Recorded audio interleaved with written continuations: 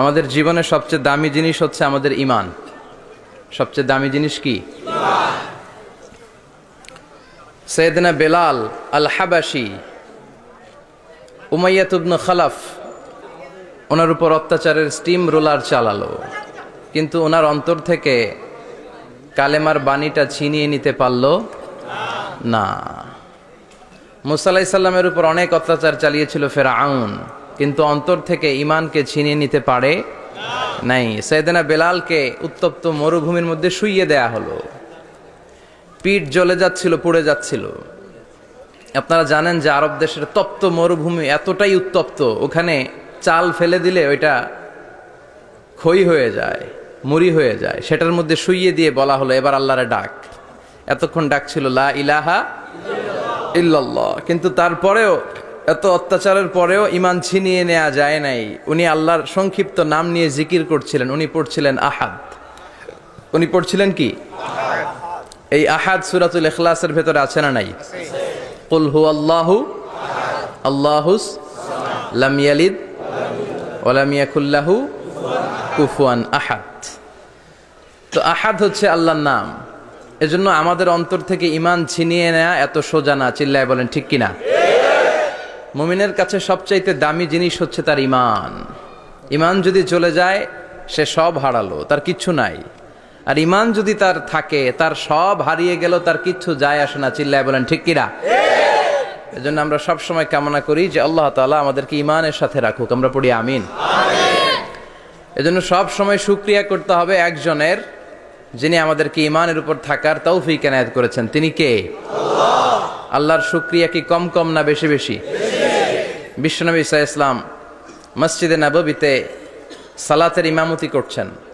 আল্লাহু আকবার বলে নামাজ শুরু করলেন। রুকুতে গেলেন, রুকু থেকে দাঁড়িয়ে পড়লেন সামি আল্লাহু লিমান হামিদা। ফিসফিস আওয়াজে পেছনে থাকা সাহাবারা পড়লেন রব্বানা ওয়ালাকাল হামদ। এক সাহাবী অতিরিক্ত বাড়িয়ে পড়লেন হামদান কাসীরান তাইয়িবান মুবারাকান ফীহি। পারেন না সবাই? পড়েন হামদান কাসীরান তাইয়িবান মুবারাকান ফীহি। আবার আওয়াজ করে পড়েন হামদান কাসীরান তাইয়িবান মুবারাকান ফীহি। বিশ্বনবী সালাত শেষ করলেন, সালাম ফিরালেন, মুসল্লিদের দিকে মুখ ফিরিয়ে বললেন সামি আল্লাহু লিমান হামিদা বলে যখন আমি দাঁড়িয়েছি, তোমরা ফিসফিস করে পড়েছ রব্বানা ওয়ালাকাল হামদ। কে যেন পড়েছ হামদান কাসীরান তাইয়িবান মুবারাকান ফী। কে পড়েছ? আমি তো এটা কখনো শিখাই নাই। কোত্থেকে পেলে? কেন পড়েছ? দাঁড়াও। কেউ দাঁড়ায় না, ডানে বায়ে সামনে পেছনে কেউ দাঁড়ায় না। সবাই ভয় পেয়ে গেছে যে কি যেন কি হয়। বিশ্বনবী অভয় দিলেন, বললেন যে আমি কিছু বলবো না, দাঁড়াও। বিশ্বনবী অভয় দেওয়ার পর এক সাহাবী হাত তুলে দাঁড়িয়ে বললেন ইয়া রাসূলুল্লাহ আমি পড়েছি। বিশ্বনবী বললেন কেন পড়েছো? আমি তো এটা শিখাই নাই। সাহাবী বললেন ইয়া রাসূলুল্লাহ, আল্লাহর প্রশংসা আমার কম কম করলে অন্তর জুড়ায় না, আমার করতে মনে চাই বেশি বেশি। এজন্য আমি নিজ থেকে এটা বানিয়ে বাড়িয়ে মিলিয়ে পড়ে দিয়েছি হামদান কাসীরান তাইয়িবান মুবারাকান ফী। বিশ্বনবী বললেন ভয় নাই, চিন্তা নাই, টেনশনের কোনো কারণ নাই, কারণ আমি সালাতে থাকা অবস্থায় দেখেছি তোমার এই অতিরিক্ত চারটা তাসবির সওয়াবটা বিদউ ওয়া সালাসুনা মালাইকা, 30-এরও বেশি ফেরেশতা কে কার আগে এই সওয়াবটা আল্লাহর আরশে পৌঁছে দিবে এ নিয়ে আকাশে প্রতিযোগিতা চলছিল। এজন্য আল্লাহর প্রশংসা বেশি বেশি করার দরকার আছে না নাই? বিশ্বনবী সব সময় আল্লাহর প্রশংসা করতেন আর দোয়া করতেন, আল্লাহ আমি যেন বেশি বেশি আপনার প্রশংসা করতে পারি, আমি যেন আপনার শুকরগুজার বান্দা হতে পারি। আল্লাহুম্মা জাআলনি সাবুরা ওয়া জাআলনি শাকুরা ওয়া জাআলনি ফি আইনি সগীরা ও ফি আয়ুনিন নাসি কাবীরা। এর মানে হচ্ছে আল্লাহ আপনি আমারে ধৈর্যশীল বানান, আপনি আমাকে শুকরগুজার বানান, আমার চোখে আপনি আমারে ছোট বানান, গোটা বিশ্বের মানুষের চোখে আপনি আমারে বড় বানান। পড়েন আমিন। নিজের চোখে নিজেকে কি করবেন? ছোট। তাহলে মানুষের চোখে বড় বানায় দিবে কে? আল্লাহ। আর নিজেই যদি বলেন আমি বড়, ফেরাউনের মতো আনা রব্বুকুমুল আ'লা, আমি তোদের বড় খোদা, আল্লাহ কয় তুই হইলি হুদা। ঠিক কিনা? বড় হইতে পারে নাই। নীল নদের পানিতে সুবাই সুবাই আল্লাহ মারছে। চিল্লায় বলেন ঠিক কিনা? পৃথিবীতে কেউ তো স্থায়ী হয় না, হোক না সে ফেরাউন কিবা নমরুদ। কেউ ভাবে চিরদিন রয় না, কেউ ভাবে চিরকাল রয় না। পৃথিবীতে কেউ তো স্থায়ী হয় না, হোক না সে ফেরাউন কিবা নমরুদ। কেউ ভাবে চিরদিন রয় না, কেউ ভাবে চিরকাল রয় না। চিল্লায় বলেন ঠিক কিনা?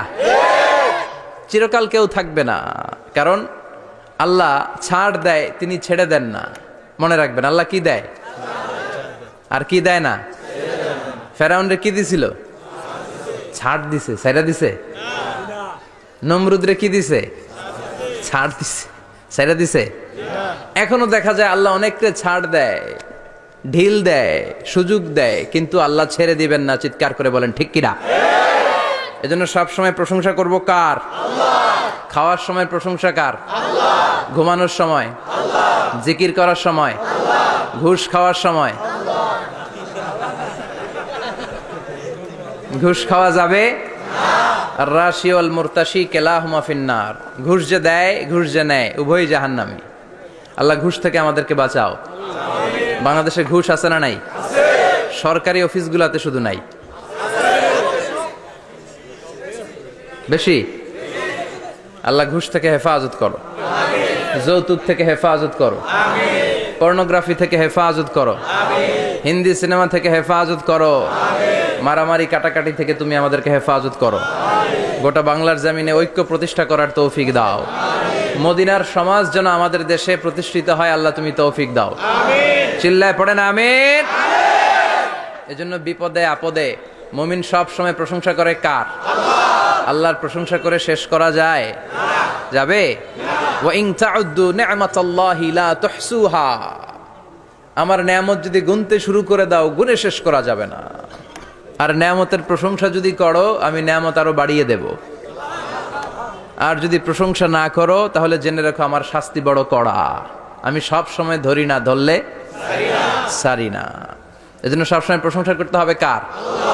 বিপদে আপদে, সুখে দুঃখে আল্লাহর প্রশংসা। অভিযোগ কমিয়ে দেন, দেখবেন সুখে থাকবেন।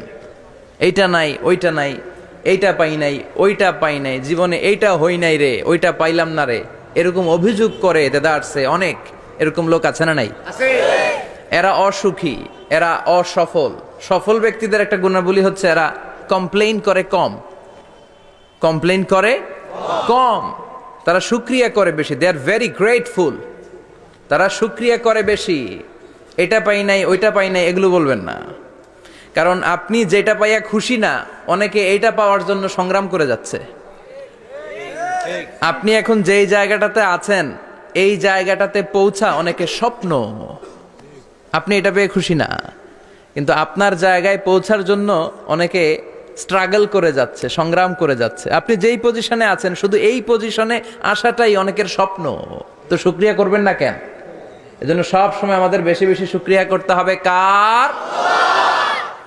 রব্বুল আলামিন বলেন, কুল লাউ কানাল বাহরু মিদাদাল লিকালিমাতি রাব্বি লানাফিদাল বাহরু ক্বাবলা আন তানফাদা কালিমাতু রাব্বি ওয়ালাউ জিনা বিমিসলিহি মাদাদা। সাগরের জলকে কালি করে, গাছের পাতাকে খাতা করে, তোমার মহিমা লেখা শেষ হবে না, যদিও লিখি প্রভু জীবন ভরে। সাগরের জলকে কালি করে, গাছের পাতাকে খাতা করে, তোমার মহিমা লেখা শেষ হবে না, যদিও লিখি প্রভু জীবন ভরে। সাগরের জলকে কালি করে। চিল্লায় বলেন ঠিক কিনা? সব সাগর মহাসাগরের জল যদি কালি হয়ে যায়, কি উপমা দিলেন আল্লাহ। সব সাগরের পানি যদি কালি হয়ে যায়, সব গাছের পাতাও যদি খাতা হয়ে যায়, আর সাগরের জল নামক কালি দিয়ে গাছের পাতা নামক খাতার উপরে যদি আমি আল্লাহর প্রশংসা তোমরা লিখতে শুরু করে দাও, সাগরের জল শেষ হয়ে যাবে, গাছের সব পাতাগুলো ফুরিয়ে যাবে, আমি আল্লাহর প্রশংসা করে শেষ করা যাবে না। সুবহানাল্লাহ বাড়িতে যায় বলবেন। সাগরের জল, চারটেখানে কথা। কয়টা সাগর দেখছেন আপনি? কয়টা সাগর ঘুরছেন? প্রশান্ত মহাসাগর দেখছেন আপনি? আটলান্টিক মহাসাগর দেখেছি আমরা? দেখি নাই। প্রশান্ত মহাসাগরের সবচেয়ে গভীর জায়গার নাম মারিয়ানা ট্রেঞ্চ। প্রায় 36,000 ফিট ওইটা ডেপথ, গভীরতা। কয় হাজার ফিট গভীর? আপনার বাড়ির যে পুকুর কয় হাত গভীর? হ্যাঁ, 36,000 ফিট। Can you imagine? কল্পনা করতে পারেন 36,000 ফিট গভীর এটা মারিয়ানা ট্রেঞ্চ, প্রশান্ত মহাসাগর। আর এই পৃথিবীর সবচেয়ে উঁচু যে পাহাড়টা, এটার নাম মাউন্ট এভারেস্ট। এটার উচ্চতা প্রায় অ্যাপ্রক্সিমেটলি রাউন্ড 29,000 ফিট।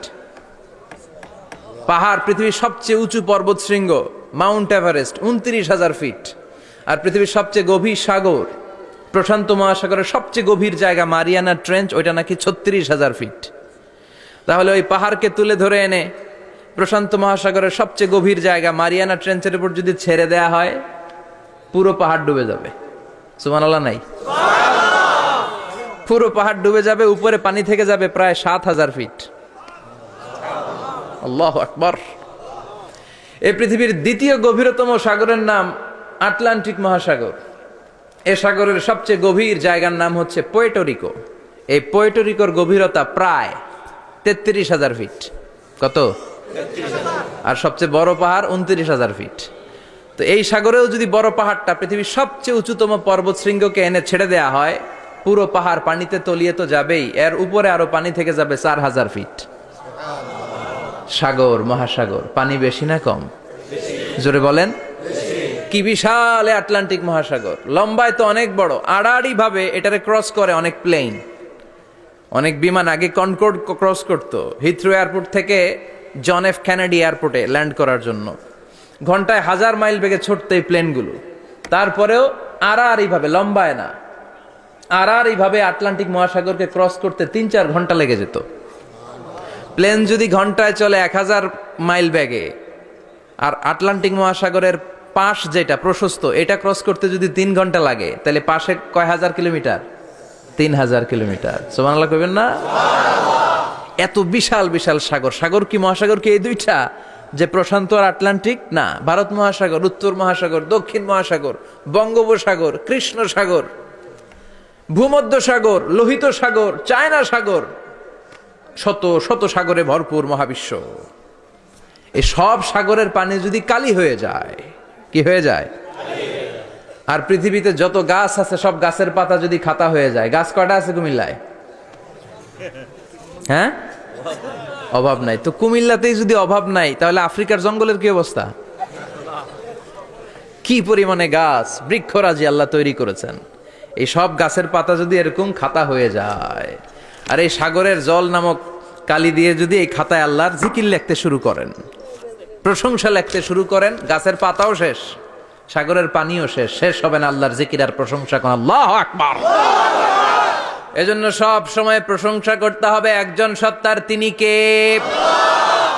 সে আল্লাহ বললেন, হুয়াল আউয়ালু ওয়াল আখিরু ওয়াল যাহিরু ওয়াল বাতিন ওয়া হুয়া বিকুল্লি শাইইন আলিম। আল্লাহ বললেন, আমার প্রশংসা করবি না কেন? আমি সবার প্রথমে, আমি সবার শেষে, আমি প্রকাশ্যে, আমি গোপনে। কার কথা? প্রথমে কে? জোরে বলেন। প্রথমে আল্লাহ আল্লাহ, শেষেও আল্লাহ আল্লাহ, আকাশে আল্লাহ আল্লাহ, জমিনে আল্লাহ আল্লাহ। পড়েন পড়েন। প্রথমে আল্লাহ আল্লাহ, শেষেও আল্লাহ আল্লাহ, আকাশে আল্লাহ আল্লাহ, জমিনে আল্লাহ আল্লাহ। আবার পড়েন। প্রথমে, শেষেও, আকাশে আল্লাহ আল্লাহ, জমিনে আল্লাহ আল্লাহ। নিখিল জাহান গাই গুণগান, তার নামে গাই আমরাও গাহি। তাআলা হামদে বারি তাআলা, হামদে বারি তাআলা, হামদে বারি তাআলা। পড়েন আল্লাহু আকবার। তিনিই প্রথম, তিনিই শেষ, তিনিই প্রকাশ্য, তিনিই গোপন। এজন্য প্রশংসা চলবে একজনের। চিল্লায় বলেন কে? আল্লাহ তোমার প্রশংসার জন্য আমরণ আমরা করতে পারি, তৌফিক দাও। জোরে পড়েন আমিন। সুলতানপুর নুরানিয়া হাফিজিয়া মাদ্রাসা ও এতিমখানার উদ্যোগে আজকের এই প্রোগ্রাম সভাপতিত্ব করছেন আলহাজ শামসুল হক সরকার, অবসরপ্রাপ্ত সরকারি কর্মকর্তা। আসছেন সভাপতি? অসুস্থ, আল্লাহ তুমি সুস্থ করো। আমার আগে কথা বলছিলেন হযরত মাওলানা ইয়াহইয়া মাহমুদ দামাত বারাকাতুহু, প্রতিষ্ঠাতা প্রিন্সিপাল শাইখুল হাদিস জামিয়া দারুল উলুম রামপুরা ঢাকা। সুন্দর বয়ান করছিলেন, আমি খাচ্ছিলাম আর শুনছিলাম। প্রামাণ্য বর্ণনা করছিলেন কিভাবে কিয়ামত হবে, কিভাবে আমরা উঠব হুফাতান ওরাতান মুশাতান গুরলা, উলঙ্গ নেকেড। সেদিন আমাদের গায়ে জামা থাকবে? জ্যাকেট থাকবে খালি? কি থাকবে? কিছু থাকবে? জামা থাকবে না, পায়ে জুতা থাকবে না, পেটে খাবার থাকবে না, খালি থাকবে চিৎকার। সেদিন থাকবে কি? মনে হয় কথাগুলো প্রতিদিন এগুলো রিমাইন্ডার দিবেন নিজেকে যে ওই দিনটার মুখোমুখি আমি হতে যাচ্ছি। আমি কি তৈরি করেছি আখিরাতে নাজাতের জন্য। প্রতিদিন ভাবতে হবে যে দাদা চলে গেল, বাবা চলে গেল, আমিও ওই একই পথের যাত্রী। দ্য ডেস্টিনেশন ইজ সেম, গন্তব্য এক, কেউ আগে কেউ পড়ে।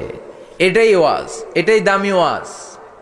এটা মনে রাখলেই মানুষ আর চুরি করতে পারে না, মিথ্যা বলতে পারে না, ইফটিজিং করতে পারে না, পরকিয়া করতে পারে না, মতের বিরুদ্ধে গেলে তারে রামদা দিয়ে কোপাইতে পারে না। চিল্লা এখন ঠিক কিনা?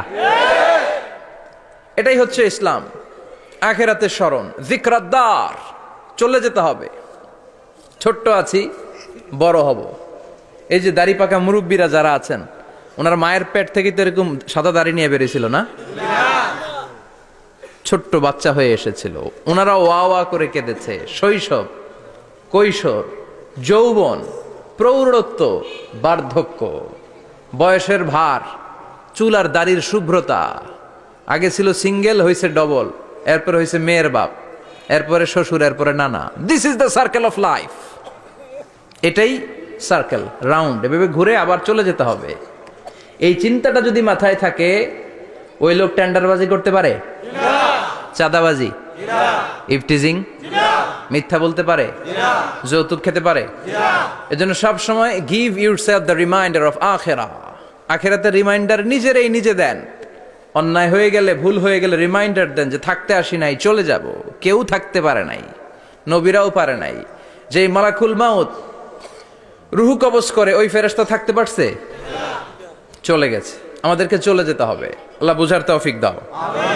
তো উনি এগুলো নিয়ে দেখলাম কথা বলছিল, চমৎকার বলছিল। এরকম ভালো আলেমদের দাওয়াত দেওয়া উচিত, যারা কিচ্ছার কাহিনী না বলে কনস্ট্রাকটিভ কথা বলে। কিছু শিখে যাওয়া যায়, কিছু জেনে যাওয়া যায়, পুঁজির বোঝাটা হালকা না ভারী করা যায়, ঠিক কি না? আল্লাহ আমাদেরকে তৌফিক দান করুক, উনি যা বললেন আমরা যেন আমল করতে পারি। আরো অনেকে কথা বলেছেন, যারাই বলেছেন নিঃসন্দেহে কোরআন থেকে বলেছেন। আমরা চাই এই কোরআনের কথা ছড়িয়ে পড়ুক শহর, গ্রাম, বন্দর, বিশ্বের আনাচে কানাচে, সব জায়গায়। রাজি আছেন তো? কোরআন দিয়ে দেশ চলুক আমরা চাই না? কোরআন দিয়ে সমাজ চলুক আমরা চাই না? কোরআনের ভেতরে সব সমস্যার সমাধান দিয়েছে কে? সমাধান চাও যদি জীবনে মরণে, ফিরে যাও খুঁজে নাও, চোখ রাখো কোরআনে। পড়েন সবাই, সমাধান ফিরে যাও খুঁজে নাও, চোখ রাখো কোরআনে। If you want the solution this দুনিয়া এন্ড আখিরা, go back, have a look to the holy কোরআনে। ঠিক কি না?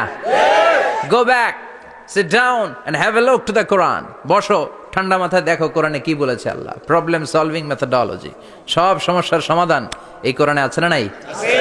এই কোরআনের মজলিসে আজকে আসতে বসতে পেরে খুশি না বেজার? কম না বেশি? আসুন আমরা আল্লাহর দরবারে শুকরিয়া জানাই আর পড়ি আলহামদুলিল্লাহ। প্রাণটা খুলে পড়েন আলহামদুলিল্লাহ। আল্লাহর একটা ডাক দেন, বলেন ইয়া আল্লাহ। আরো জোরে পড়েন ইয়া আল্লাহ। আল্লাহ তুমি কবুল করো। আমরা সরাসরি এই বইটা থেকে এখন কথা শুনবো। এই দেখেন, পৃথিবীর কোনো বইয়ে এত ময়লা থাকে না যত ময়লা থাকে কোরআনে। কারণ সমাধান দিবে তো, এজন্য ময়লা টয়লা নিয়ে সব সমাধান করে ফেলবে কোরআন। যত জায়গায় তাফসির করতে যাই ধুলাবালি মিশে থাকে। Quran for not your bookshelf, Quran is for yourself. Quran আপনার বুক সেলফের জন্য না, কোরআন আপনার জন্য। আমরা বুক সেলফে রাখি, তাও নিচের তাকে না, উপরের তাকে, যাতে কেউ নাগাল না পায়। এরকম ডাকাইতে আছে না নাই? কোরআনের সাথে অ্যাটাচমেন্ট বাড়াতে হবে। You have to increase your attachment with the holy Quran. এটা এনলাইটেন করতে এসেছে আপনার জীবনকে, আলোকিত আলোকিত। এই যে আমরা কোরআনের উপর আলোকপাত করি না, এটা এনলাইটেন করে, আলো বিচ্ছুরিত করে, আপনার জীবনকে উজালা করবে। এজন্য কোরআনের সাথে সম্পর্ক বাড়াতে হবে, শুদ্ধভাবে পড়তে জানতে হবে, অর্থ জানতে হবে। আল্লাহ কি বলেছেন জানতে মনে চায় না? আসুন আমরা জানার চেষ্টা করি। আল্লাহ তুমি তৌফিক দাও, পড়েন আমিন।